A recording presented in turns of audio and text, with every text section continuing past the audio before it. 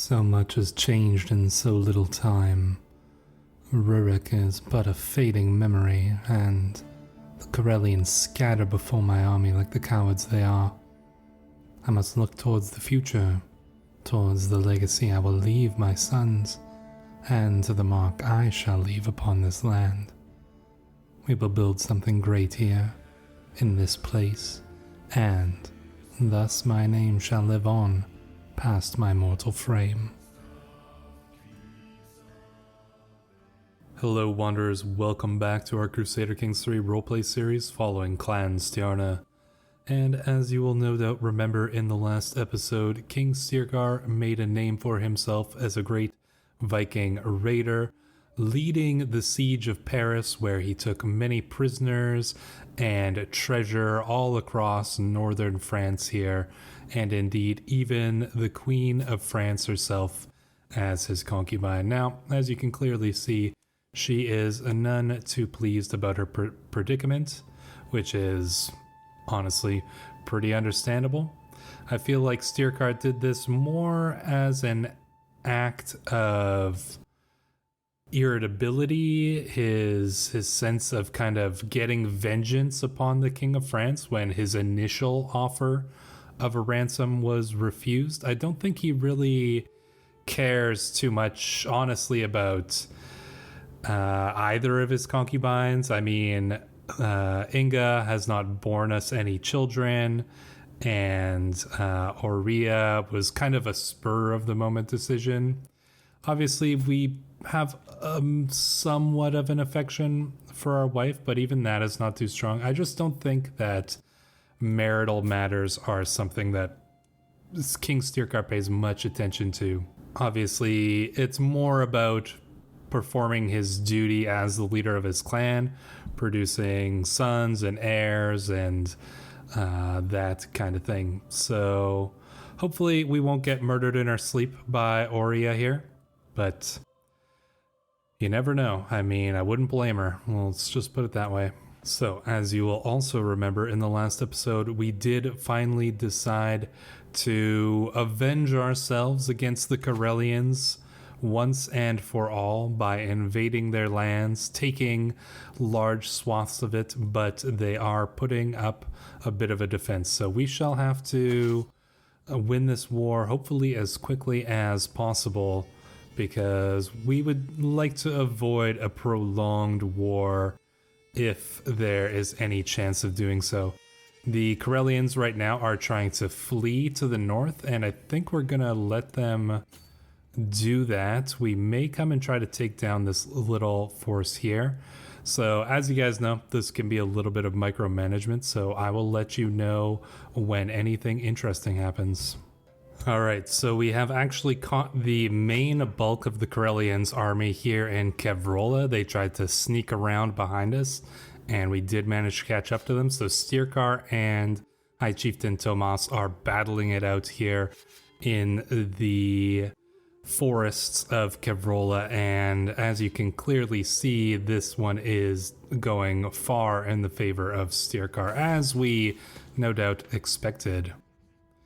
My ward Vasilco has come of age, and it is time he left my care. He has become a skilled tactician and an unyielding defender. Excellent. One interesting thing that I did happen to note is that for some reason, a weird bug has appeared in the game. I assume this is a bug, but Vasilco is called Vasilco Hreirekkerson. And that's pretty odd because we know in game his father is Rurik, so you'd think that would be Rurik's son. But there appears to be a little bug happening here. But I think this actually adds an interesting element to the story, because Vasilco doesn't realize that Rurik is his father, and he knows that we are not his real father. We've raised him as a surrogate son. But perhaps Vasilco thinks that this man Hreirekker, who actually, as you may remember, was a person in our court not so long ago, a warrior who died in battle just a couple episodes ago, I think. So I wonder if Vasilco thinks that that man Hreirekker was his actual father. That could be the case. I think it adds an interesting element to the story, and it kind of came about as the result of a bug. So, kind of cool. I think it actually adds to the story a little bit. Well, that was pretty convenient as well. So during that battle here, we did manage to capture High Chieftain Tomas of Corellia. Nothing too significant seemed to have happened there, just one small injury in terms of the champions in that battle. But the significant thing was that we can end this war quickly instead of having to chase people down and lay multiple sieges. We've smashed the Corellians' army. They know that they stand no chance. If we were to come back and lay siege to their lands, it would be a massacre. So we're basically going to tell them, take what people wish to leave, and you can go to the north, to the frozen, far northern lands of the Sami people.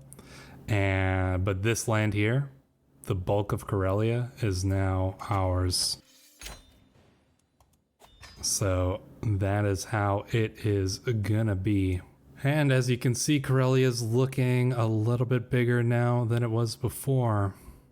So we do have a few too many domains, and as somebody pointed out, it may be a good time to offer our Bjarmian subjects, the ones who have served us so well in the past, to grant them a little bit of recognition for what they have done for us. So we are going to grant these two counties, Povenets and Pudos, to Bjarmian nobles who have converted over to the Asatru faith.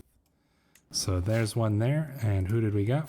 Chieftain Karuchi, whole of body. He's a sculler. He's very old.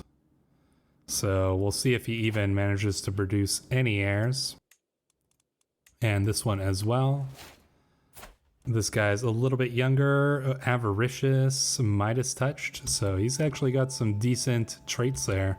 As you can see, we did make some changes to our council. We've got Styrbjorn on as our chancellor now that he has come of age, which I think is only fitting. We want to give our son some level of responsibility, and this, I think, will teach him a lot about diplomacy and working with the other chiefs of the land. And that's, I think, the only main change we've made here. So that is it. Now, I have had some suggestions. Now, there is Chudia to our south, and I was really debating whether we would want to conquer Chudia or not. And although there's part of me that's tempted, I feel like that doesn't necessarily work at this moment of the story. The reason for that being, Chudia has been a strong ally for us pretty much this entire time. They haven't acted against us, and even though the High Chiefess here, it may be a little bit of a weaker ruler of that land, I think that it would be a little bit premature for Styrkar just to go and invade those lands without pretense. Obviously his wife does have some claims there, but I just don't know if that's something he would be doing, at least not right away. We may consider that in the future, but not quite yet, I don't think. But I think for now, we're just gonna kind of let the kingdom rest for a moment anyways, and let the realm heal. We've been at war a lot. We will be going on another raid pretty soon, but I think we're not going to do any like conquering wars. We'll be raiding, but we're not necessarily going to be conquering. So we shall hopefully be able to do that soon. Now, Novgorod, well, we definitely will be dealing with Novgorod sooner rather than later, but not quite yet. We're definitely not prepared to go against them in war. That would not end well for us, I imagine, so we'll have to consider that. I do want to pass high tribal authority, though, and I'm pretty sure Styrkar has been managing pretty high authority in his realm. Looks like we do need to increase the control here in many of our counties, so we'll attend that as well. Today, Alyok accidentally took the wrong medicine. It seems he had confused two different concoctions he was supposed to take at different times and with different doses. One can only hope there is no significant side effect to this. Well, unfortunately for Alyok, he is probably going to be spending a little bit of extra time on the chamber pot for that one. That's rough, buddy. Our son has learned the Finnic language. He looks like he's feeling a little bit ill, unfortunately. But, well, hopefully he will get better.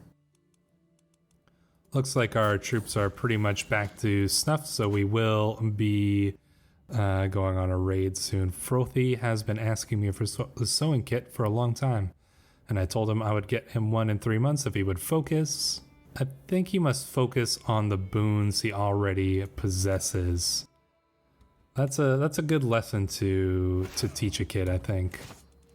To be, you know, not to be expecting handouts all the time, even from your own father.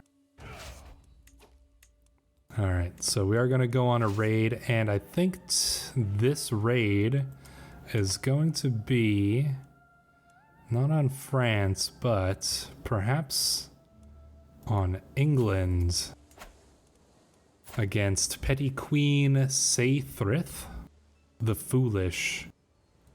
She is at war, so they probably are not prepared or expecting a raid like the one that Styrkar is about to bring down upon them.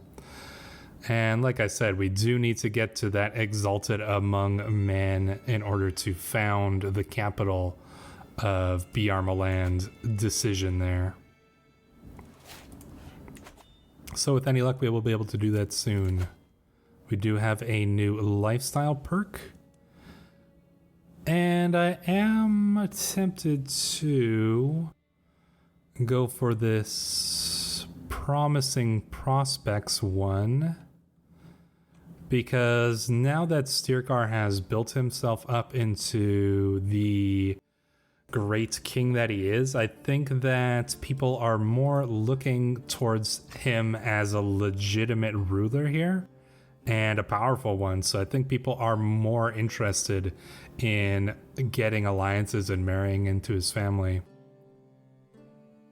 But I think after this point, you know, even though we are going on a raid right now, I think we're actually going to switch over to a different focus. This may take place after the raid, but the way I see it is Styrkar, he's getting older. He is almost 50, and he's conquered many lands. He's raided many lands, and I think in order to accomplish his goals, he is now looking more towards the ethereal world, to the land of magic and supernatural. And to that end, I think we're going to take the theology focus in order to focus a little bit more on Styrkar's understanding of the world beyond this one. And hopefully we'll get some interesting events related to that. I was tempted to go scholarship as well, but both of them have some pretty cool events, so. Alright, and here goes the raid. Self-defense against possession. I swear he was possessed by a spirit. He approached me while screaming and speaking in tongues and tried to kill me, the woman cries. It was an accident. He was trying to hurt me, so I grabbed the knife without thinking. I am overseeing the trial of a commoner accused of murder. She says the man she killed was possessed by a spirit. There are no witnesses, but several other commoners did say this man was strange and would sometimes act in bizarre ways, like as if a ghost possessed him. There had been previous cases where this man attempted to harm others, though never to the point of threatening their lives. Lastly, the woman did not resist arrest and willingly complied with authorities. Honestly, I think that we would believe her story. Witnesses seem to back her up. This man clearly seems as if he were possessed, and that would mean that her cause was justified. The settlement of Winchester, an important stronghold in Greater Hampshire, has fallen to my raiders. We have the run of vast tracts of land, and we shall be, I think, bringing in bounteous plunder because we want to maximize the amount of prestige that we're getting from this.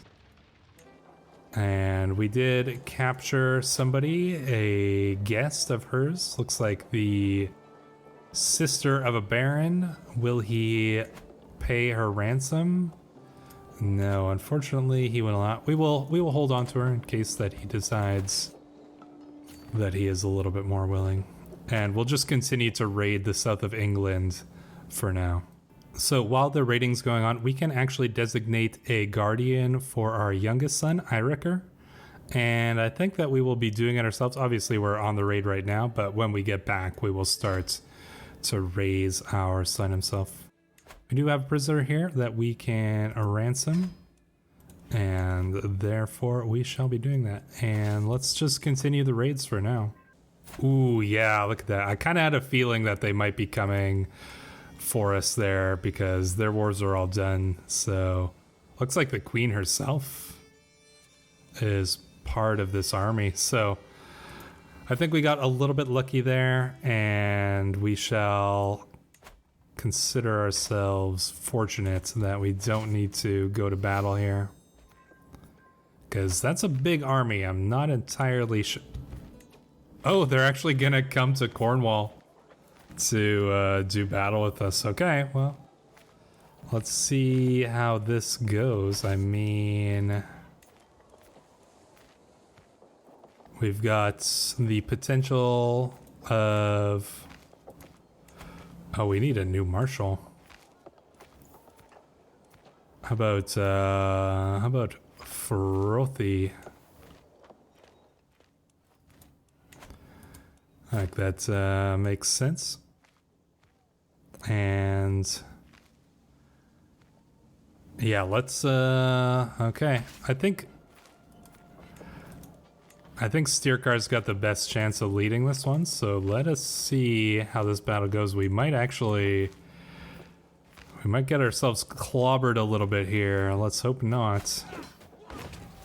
Hopefully things will turn in our favor if we get a little bit lucky.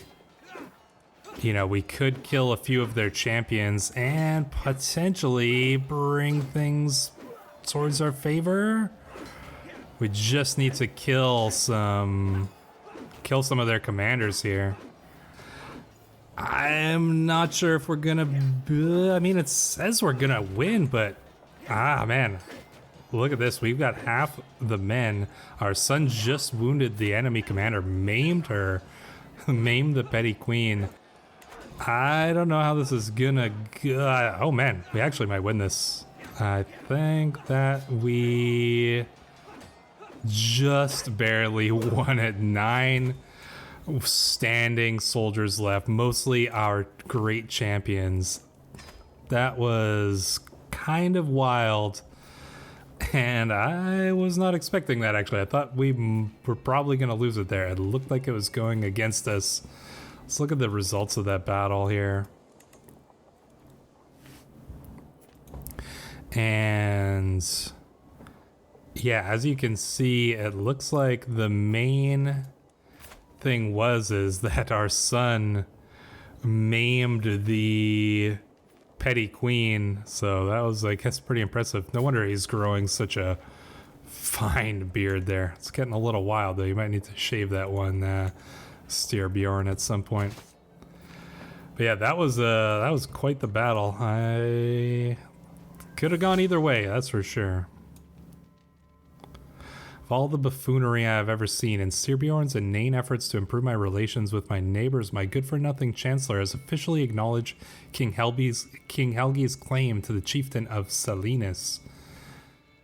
You know, even though the way this event words it is kind of like it was an accident, I think that Styrbjorn, as a intricate web weaver, perhaps he actually did this on purpose in order to try to urge Helgi to attack us, where we would have the advantage. I think that actually makes a lot of sense.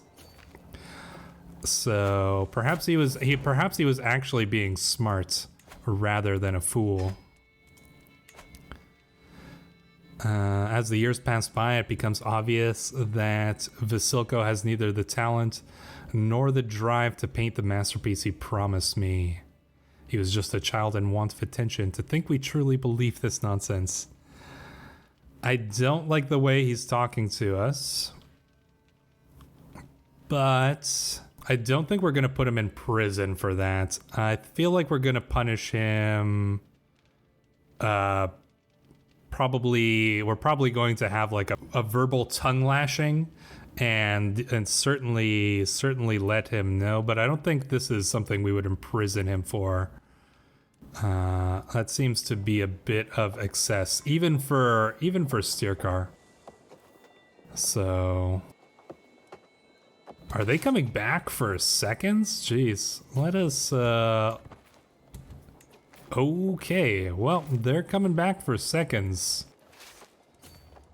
Alright, I'm actually a little surprised with this. They're being extremely aggressive. Alright, we're gonna have to fight this one out. Let's hope that this one goes just as good as the other one. It does look like it's turning once again in our favor. We've got another berserker on our side, and we are wounding many of their knights. That's gonna give us an advantage, certainly towards the end. I think we've got this one. Damn, they came back for more and it didn't go well for them. Oh my gosh, chopping people into pieces. That's wild.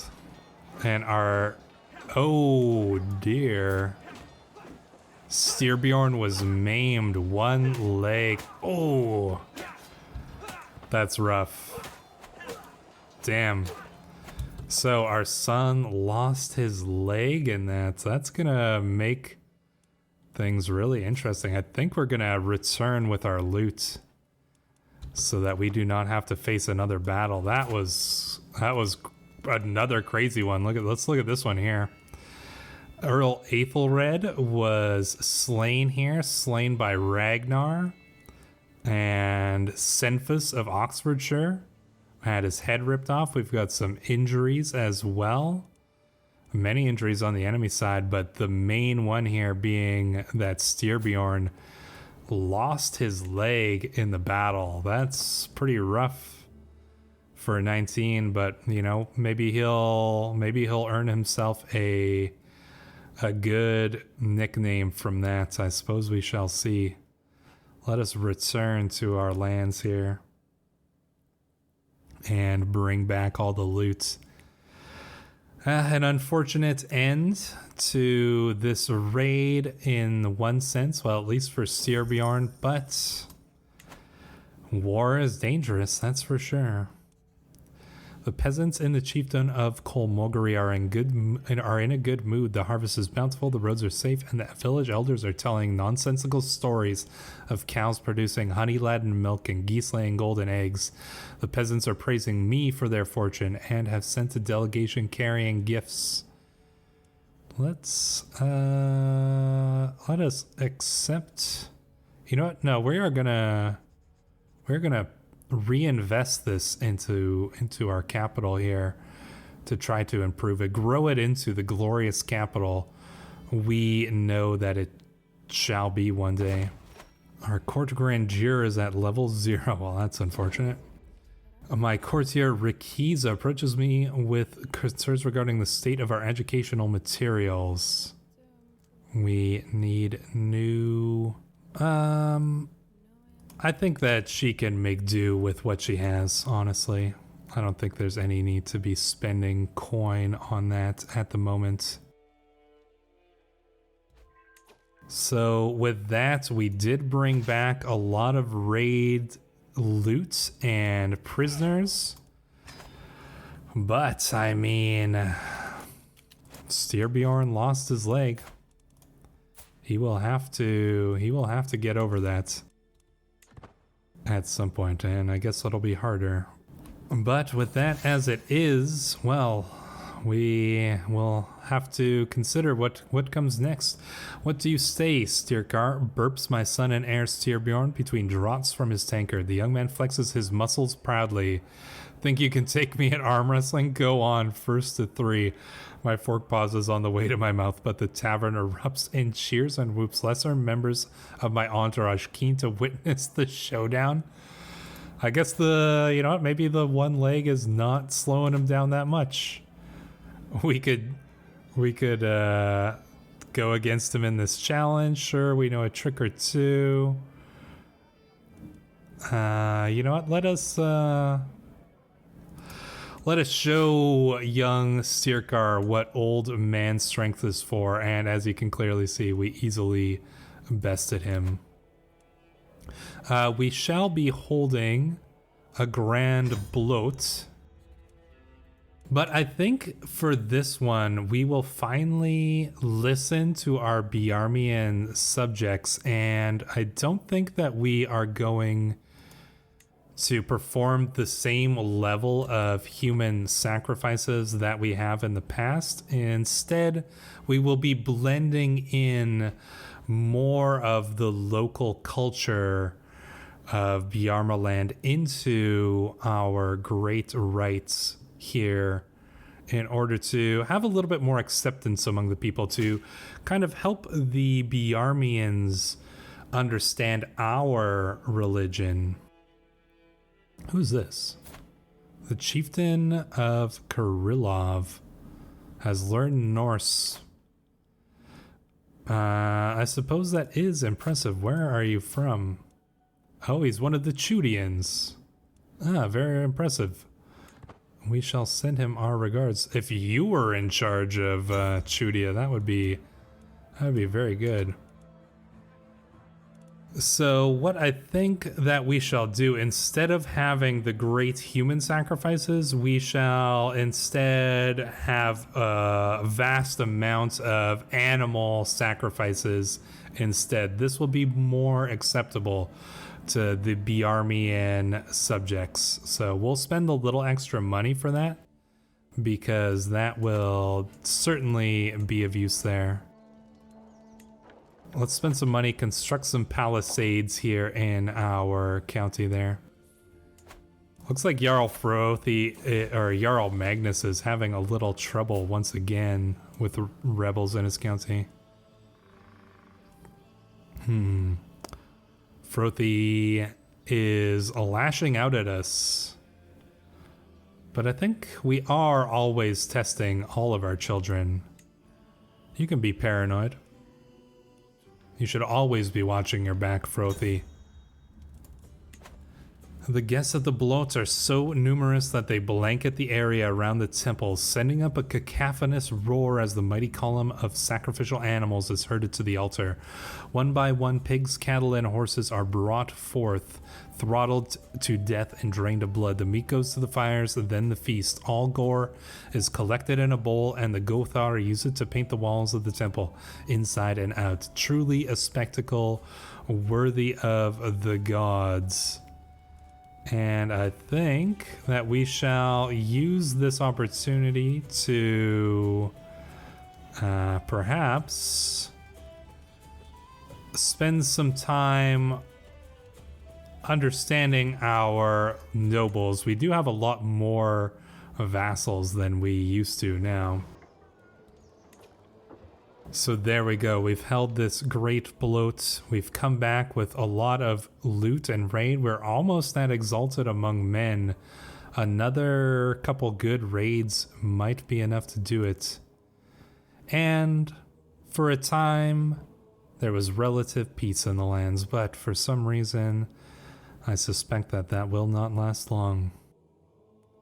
But we shall discover that next time. If you guys enjoyed this episode, as always, leave a like. Let me know what you think will happen in the next episode. What do you think Styrkar's next set of business should be? Obviously, Novgorod is something that we should be concerned with, and I just noticed that young Varvara Rurik died in a hunting accident, meaning that there is no more heir for King Helgi. So that hunting accident, eh? Interesting. But anyways, that leaves some interesting options. So let me know what you guys think, and we shall look into that. Until the next time, I have been Stray. You all have been absolutely wonderful, and we will see you in the next episode.